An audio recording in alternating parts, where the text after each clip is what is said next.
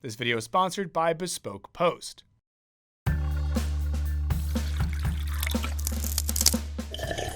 Hey guys, fun fact.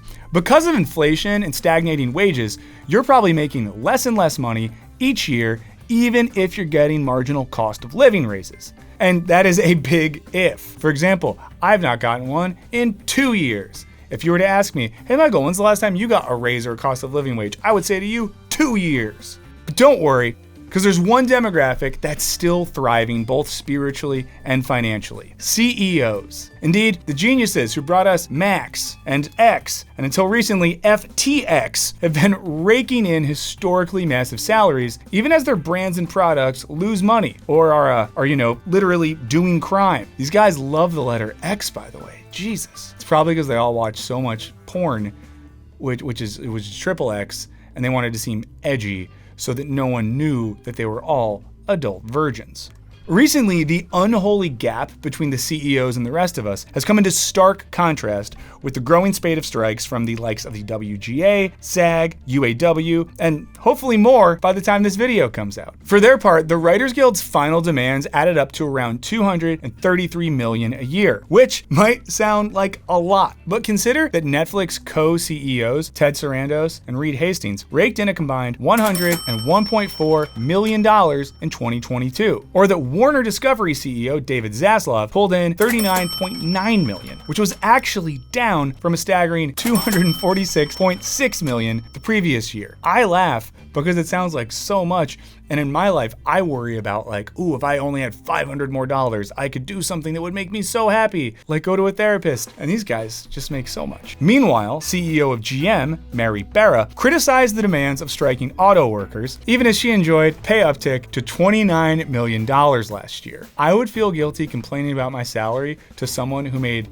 $5,000 a year less than me, and Mary's out here just shaking that $29 million in the face of striking auto workers. Now, some of you might be thinking, yes, Michael, these people are compensated a lot, but it's because their big ideas are what led to such big earnings. To which I would say, big ideas like making burner accounts to troll critics who hate your shows, or consolidating your immensely valuable legacy media brands into one big app called Max, which both sucks and lost you almost 2 million subscribers, or buying a beloved social media platform and tanking its value by $25 billion in just 1 year, those kind of big ideas. So today we want to ask, why do we have CEOs in the first place? What do they actually do? And most importantly, do we even need them? Let's find out in this video, CEO a Real Job, which is being filmed on a day where the real CEO of our company is in his office someplace. So if you sense fear in me in this one, it's because it's real. Okay, before we get into it, I want to give a shout out to this video sponsor,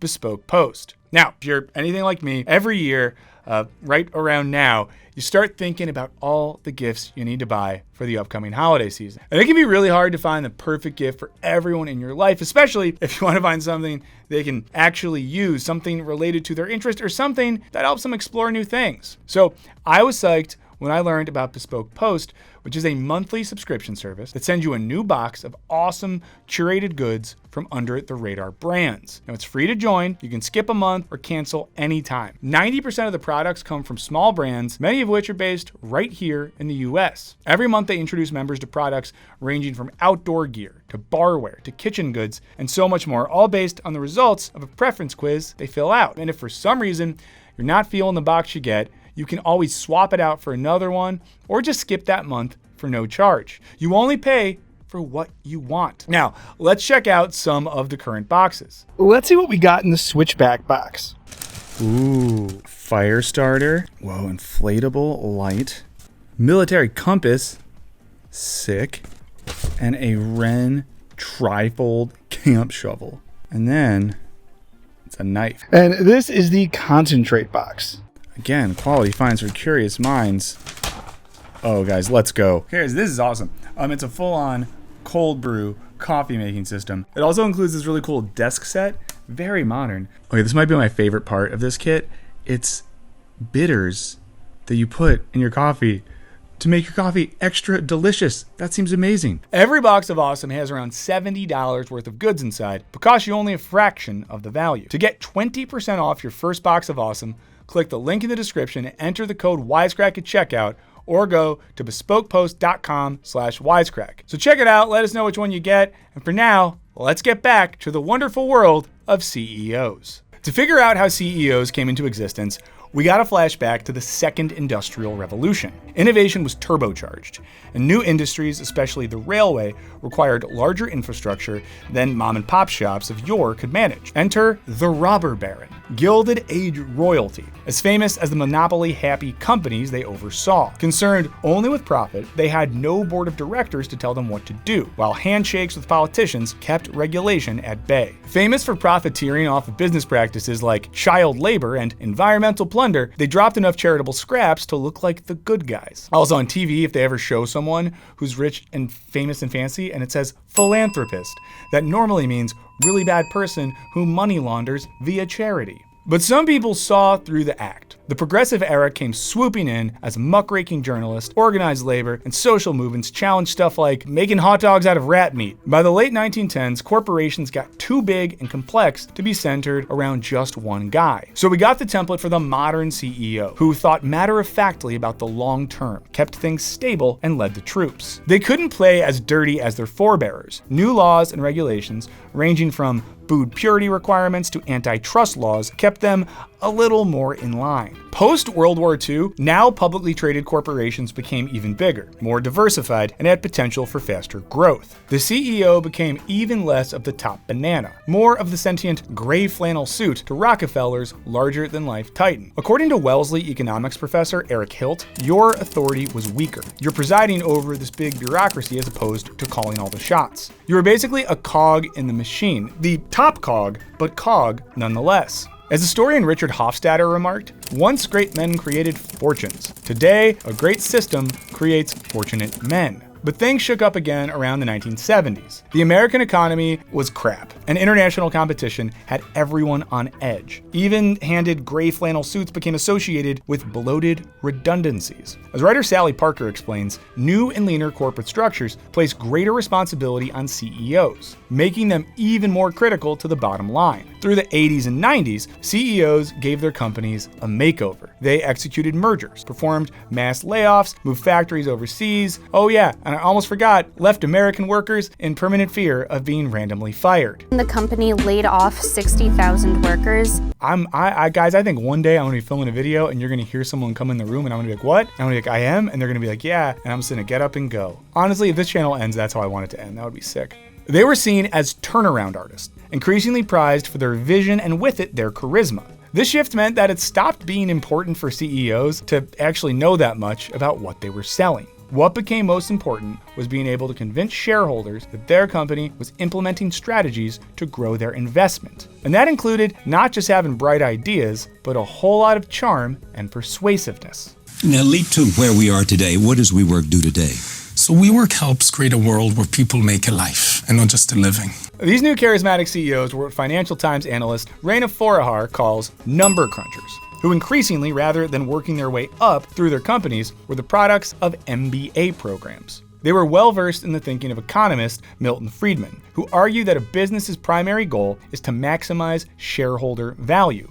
And this became the new gospel. As the New York Times concluded starkly by 1987, the new order eschews loyalty to workers, products, corporate structures, businesses, factories, communities, even the nation. With survival at stake, only market leadership, strong profits, and a high stock price can be allowed to matter. That meant that CEOs were making choices based on finance rather than business. That's to say that they made decisions based on what was best for the very short-term bottom line, rather than what would grow the business, create better products, and be good for, anyone besides the guys at the big boy table. Also, around this time, CEOs started getting paid overwhelmingly according to short-term performance goals, which promised increasingly high earnings. Rather than investing in research and development, CEOs started spending ever more money on corporate stock buybacks, which is when the company purchases stocks from existing holders to artificially boost value and earn more bucks for those almighty shareholders. If you also don't really understand how that works,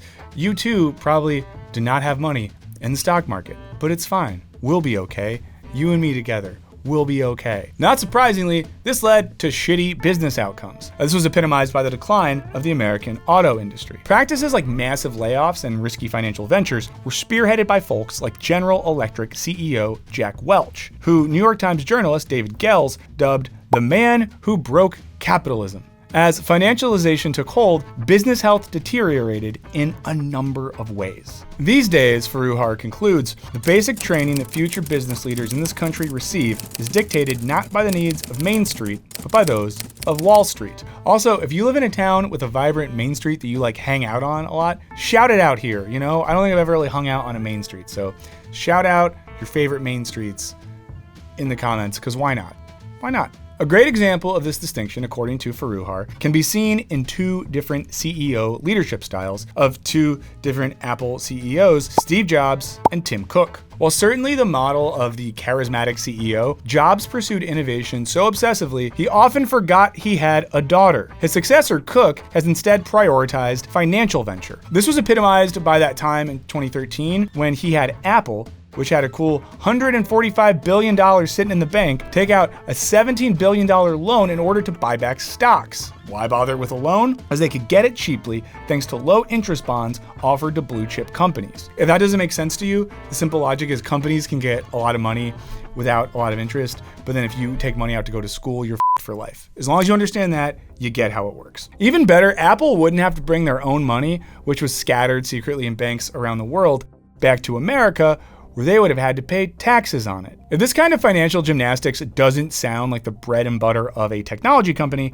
well, that's because it isn't. The increased focus on finance is part of the reason, Faruhar argues, that Apple hasn't released a really innovative new product since Jobs' death in 2011. In this way, CEOs are great analogies for the American economy. Instead of trying to make new and better stuff, build more robust businesses, or do anything of value, corporations and their leaders move money around. Today, American companies earn 5 times as much on financial functions as they did in the post-war years, essentially acting as unofficial banks minus all that pesky regulation. As Faruhar notes, airlines often make more off hedging on oil prices than they do by getting butts in increasingly tiny seats. Rarely responsible for or even knowledgeable enough to make decisions about the quality of their product, CEOs have to, by their job description, increase short-term gains at the expense of all else. A staggering 80% of CEOs surveyed said they would not make an investment that could fuel a decade of innovation if it meant compromising just a quarter of earning results, which feels like the sort of long-term planning usually associated with I don't know, like drug addiction or something like that. Again, shout out to drug addicts. It's not your fault. Addiction is a disease. I hope you're getting the help you need, but it's a helpful analogy.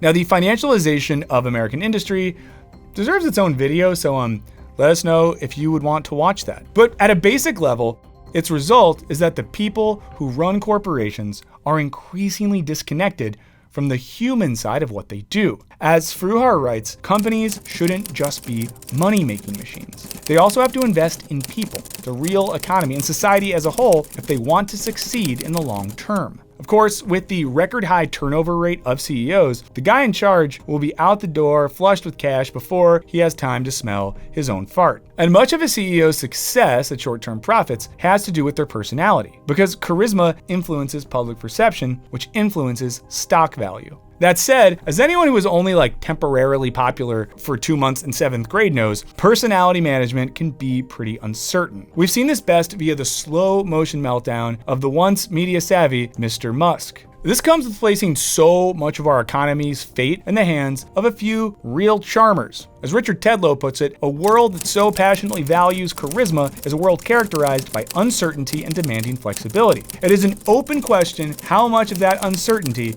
a society can sustain. Okay, but surely there has to be an alternative to a system where CEOs make short-term decisions that earn them bank and then trickle down to make the rest of our lives miserable. You would think so. You really would, guys. You'd really think so. But while the media may question whether individual CEOs are worthy of their massive paychecks, it rarely interrogates whether the business model itself is maybe, just maybe, bad news. The job of neoliberalism is to make the corporate structure appear both optimal and inevitable. There is no better way than a society of managers and the managed. I'm pretty sure we made a video about how neoliberalism is basically a religion, which explains some of this. So, if you're bored at your job, watch that one next. This lack of collective creativity has led many to even expect CEOs to solve the very problems big business started. Problems like climate change or homelessness should be solved simply with the right business model. The almighty market will get us to Mars and cure malaria and so on. As authors Peter Bloom and Carl Rhodes put it, the promise is that CEOs will not just protect corporations, but will safeguard the population with prosperity, leading the way to a brighter and more ethical capitalist future. This thinking was epitomized by Donald Trump's 2016 presidential campaign, with his winning argument that only a businessman could reshuffle and balance the books to make America great again. Now, that's not to say nobody's pointing out the problem. An ever-growing labor movement has challenged the supremacy of the decision makers in suits. After the Hollywood writers persuasively proved that there is no industry without them, and studio execs incurred horrific PR, some speculated that CEOs might see their lavish 8 to 9-figure paychecks diminished. Especially because, and I don't know if you all have seen this too, I feel like I've gotten an email from every streaming service I subscribe to in the past week or so that's telling me that prices are going up. I wonder who's getting that money. The CEOs. But with total compensation sitting at $240 million for Hollywood's top CEOs, we don't think they'll be hurting too much. But there are those who still might think that CEOs run the businesses, so they should be paid like it. But when you really think about it, those big salaries can feel a bit arbitrary. A big reason that American CEOs earn about double their global counterparts is because 90% of their compensation is tied to company performance. That's despite the fact that the Economic Policy Institute has determined that luck is far more likely to influence business success than an individual CEO's skills. Luck be a lady tonight. In fact, if you believe that CEOs are truly priceless, you might be surprised to learn that nearly half of the 800 execs surveyed by online education platform edX now say that AI could replace most or even all of their roles, at least the way they're currently practiced. That's compared to just 20% of non-executive workers. In case you didn't get that part, guys, it's basically saying that CEOs, right, the same ones that want to use AI to kill all of our jobs, their job is the one that the AI could just do. The same focus on the bottom line effect that redefined the CEO from the 70s on could render them far less valuable in an AI-happy world. It's ironic to consider at a time when most of us are anxious that AI will eliminate or at least devalue our already undervalued labor. But the coming AI revolution aside, what do we make of a society that still treats and generally compensates CEOs as 344 times more valuable than their average worker? And what does it say about us? Well, it all kind of feels consistent with how America views itself. Now, to paraphrase John Steinbeck, the reason that socialism never really took off in America compared to the majority of other wealthy nations is because nobody sees themselves as true proletariats or workers, but merely as momentarily embarrassed millionaires. In other words, why would you, a future tycoon, feel solidarity with the lowly plebes around you? Once you hit a certain age, dreams of being an astronaut or a movie star become all but impossible. But the dream of being a CEO can loom large. What's more, it's very easy to feel powerless in today's economy. And being a CEO can seem like a potentially achievable fast pass to economic, social, and political power. And the significance of that perception is obvious. Huge swaths of the internet are dedicated to money-making schemes and extolling those overnight successes that could be yours if only you became your own boss in your downtime. And there's copious amounts of books and blogs and TikTok accounts that promise to help us learn from CEOs and imitate everything from their decision-making to their body language to their sleep hygiene. As Bloom and Rhodes explain, CEOs are imagined as the purveyors of the secret wisdom of not only how to survive, but to thrive in an exceedingly complex modern world. And in a final and almost funny extension of this logic, we're encouraged by finance whizzes, motivational speakers, and everyone in between to see ourselves as the CEOs of our own lives. You are actually a CEO You are the CEO of your life. It's almost like, in the absence of having an eager-to-please workforce to lord power over, asserting the power of CEO over your workforce of one becomes the tiniest consolation prize. I tried to fire myself the other night, and it didn't work. You can't do a masturbatory redundancy. You can do a lot of things to yourself, but you can't fire yourself. Ooh, I guess you could, but it's dark. I just realized what firing yourself would be. Not good. This reflects a broader and maybe more surprising reality. Even as we all sort of hate on CEOs more and more, we also increasingly want to be them. According to one study, some 38% of Gen Zers and 31% of millennials dream of occupying the top role at their company. That's compared to just 18% of their chill Gen X older cousins. So we're actively fantasizing about the top floor office while simultaneously mean tweeting at the winners who have already made it there. Now, we know that young people are increasingly skeptical of unbridled capitalism. But even so, with the deck so stacked against us, it's understandable that we sometimes feel like, well, if we can't beat them, we might as well join them. And while there are very cool companies like Defector Media who've embraced alternatives like becoming worker-owned, the system continues to tell us that the society of the managers and the managed is inevitable. Whether we're CEOs of 5 people, 500, or just ourselves, dreams of being the big boss are hard to kill. But hey, what do you future CEOs think? Have CEOs gotten a little too big for their impeccably tailored britches? Do they make or break their company's success? Or when we focus too much on CEOs, do we miss the bigger picture of what would help everyone thrive? Let me know what you think in the comments. But in the meantime, thank you so much to all of you for, helping us out by watching videos, commenting, liking, subscribing, sharing. You know all the stuff. Every channel says it, you know it, but we all say it because it really helps. A special shout out to our board of directors, our patrons who give a little bit of their hard-earned, money to buy stock in what we're doing on our Patreon. It's not real stock. But if you want to support us and get some extra content along the way, there's a link in the description. Check it out. And if you ever do want to come to one of our special public board meetings, they're called Wisecrack Live. They take place every Wednesday at 10 a.m. Pacific. Come and let us know what you think we should do to increase intellectual profit margins in 2024. In the meantime, remember, at least as we're concerned, your stock value is always high. I'll see you later.